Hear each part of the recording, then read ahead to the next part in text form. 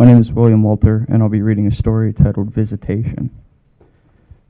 Brett leans forward, his worn boots planted in the floorboard, his thick frame bulging under his polyester seatbelt. He presses his forehead against the steering wheel, scratches a scar on his neck, the sickly white one that runs to his torso, and counts backward from 10. He mouths the numbers with cracked lips, and his neck pops when he looks up. He rubs his face, stares at his stark white house with its chipped paint and drawn curtains. His eyes linger on the rusty metal pole out front, flagless for weeks. He checks his watch. Brett pulls a photograph out of the glove box and blinks at the scene. He and a group of 3 other men from his unit, their scoped M4s propped against their legs, wide grins on their sand-bitten faces, the roofs of a shell-shocked town in the background.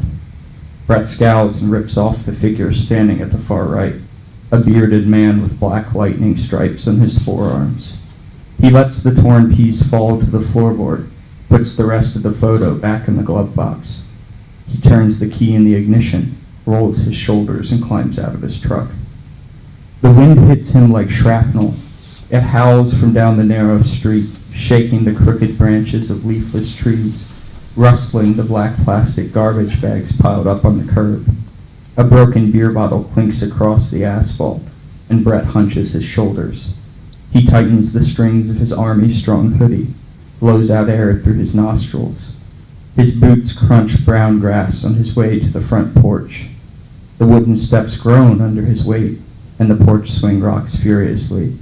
He pulls out his keys and gropes for the right one, slips it in the lock and shoves the door open. "Megan," Brett calls out. The dark house stays silent. Brett frowns and turns the corner.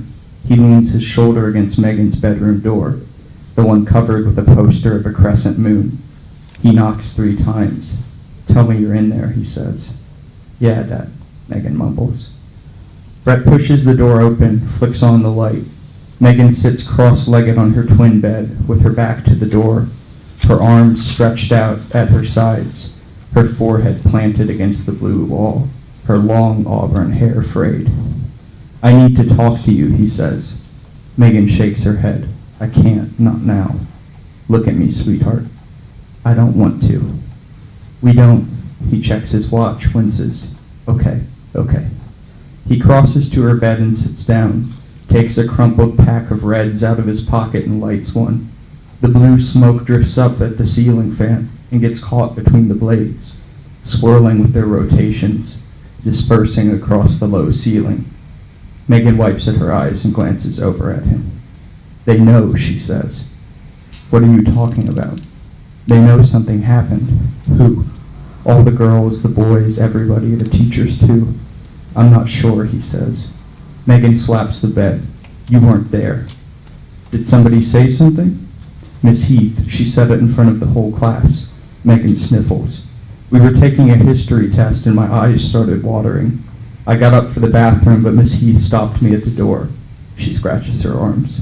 "She said that I had been acting funny for weeks, that I needed to tell her why I was crying or she was going to call the counselor." Brett frowns. "Oh." "It was horrible. All of the kids started muttering. They pointed at me and laughed. Mrs. Heath shouted at them and she dragged me to the counselor." "What did you tell her?" "I told her that I cried a lot. That's it." "It might help to talk about it." Megan covers her face. "No, I want to forget it." "It doesn't work like that." "I don't care, it should," she sighs. "I want this all to be a bad dream." Brett reaches for her shoulder, but she flinches. He rubs his face again and walks to the window, pulls the white curtains and glances up and down the street. He presses his ear against the cool glass, listens.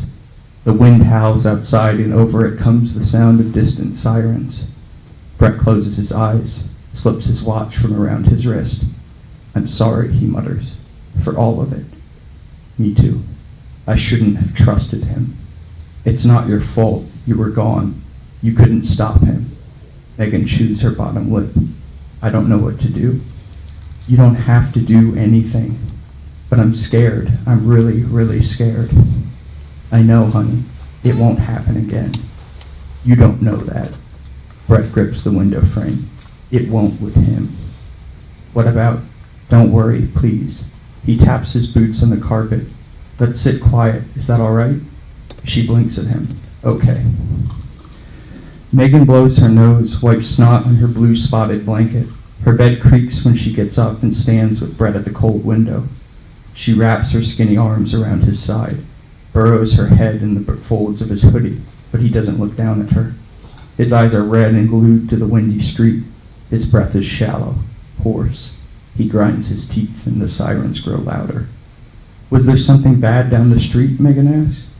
He shakes his head. Did somebody get hurt? Brett sucks at his glowing cigarette, smoking it down to its filter, and drops the butt in a Coke can on the windowsill. He carefully unwraps Megan's arms and brushes her tangled hair away from her face, leans down and kisses her forehead. I'm so sorry, he whispers. What did you do? Megan pleads. I took care of it. He stares at his hands. I'm sorry. Daddy. The cruisers pull up fast, 3 of them. Their brakes screech hard on the asphalt and their motors growl to a halt. They form a semicircle outside of the house. Doors slam shut and blue uniformed cops pile up behind the cruiser's striped frames, while the sirens wail, rising and falling, moaning and shrieking. The cops pull out their handguns, and one of the officers grabs the microphone of his PA system and calls out, You've got 1 minute, come out. The microphone crackles. Make the right choice. We know you've got your daughter in there. Brett hardly registers the officer or Megan's cries. He gently pushes away her hands, now tugging at his sleeves. He knows what will happen. When the courts are finished with their proceedings, the police will take him to Youngstown. They will clothe him in a scratchy orange uniform, and they will put him in a closet-sized cell. He will eat his meals on a metal tray, looking over at the other men, constantly watching. Time will pass. Megan will visit him at first, but they will never touch, separated by protective glass, muttering into corded phones. She will scrape through her adolescence in overcrowded shelters and foster homes, trapped with new fathers and threats. She will grow older, her face creased. Her visits will turn infrequent. She will fight the fresh pains of adulthood, struggle to mend her wounds, while he resigns himself to the cold, rigid contours of his bunk, aware that she is alone.